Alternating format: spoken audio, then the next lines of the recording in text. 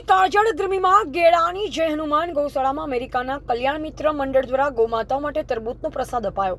લાખણીના ગેળા ગામે નિરાધાર ફરતી ગાયો માટે ગ્રામ લોકો ભેગા મળી એક વ્યવસ્થા કરી એક નાનકડી ગૌશાળા બનાવી, જેમાં ગ્રામ લોકોના સાથ સહકારથી આ ગૌશાળામાં ગૌસેવાનું એક ઉત્તમ કાર્ય થઈ રહ્યું છે, જેમાં 350 જેવી ગૌમાતાઓ છે. આજે અમેરિકાના કલ્યાણ મિત્ર મંડળ દ્વારા 12,200 રૂપિયાના તરબૂચનો પ્રસાદ ગૌસેવામાં આપવામાં આવ્યો હતો, જેમાં આપણા બનાસકાંઠા ગૌમાતા બચાવો અભિયાનના ગૌભક્ત શ્રી વસંતભાઈ દેસાઈ પાવડાસણ અને થરાદ નિવાસી વિપુલભાઈ સંઘવી હાલ અમદાવાદ આ ગૌશાળાની રૂબરૂ મુલાકાત કરી અને ગૌમાતાની સેવાનો લાભ લીધો.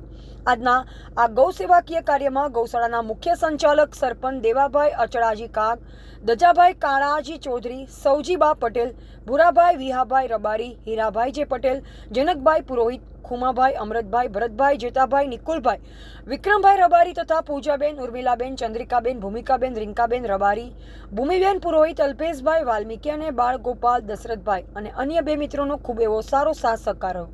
વધુમાં વસંતભાઈ દેસાઈ જણાવ્યું કે આવી ઉનાળાની કાળઝાળ ગરમીમાં જ્યાં પણ આવી નિરાધાર ગૌમાતાની સેવા થાય છે ત્યાં આપણે આવા ગૌ સેવાના કાર્યમાં જોડાવું જોઈએ, જેથી કરી આપણું દેશી અમૂલ્ય ગૌધન બચી શકે અને આપણી આવનાર યુવા પેઢી પણ ગૌ સેવા તરફ વળે. આજના ગૌ સેવાકીય કાર્યમાં સાથ સહકાર આપનાર તમામ ગૌપ્રેમી યુવાનો, બાળકો અને ગૌભક્તોનો વસંતભાઈ દેસાઈએ દિલથી ખૂબ ખૂબ આભાર વ્યક્ત કર્યો. અહેવાલ ભરત સોલંકી, ડીસા, બનાસકાંઠા.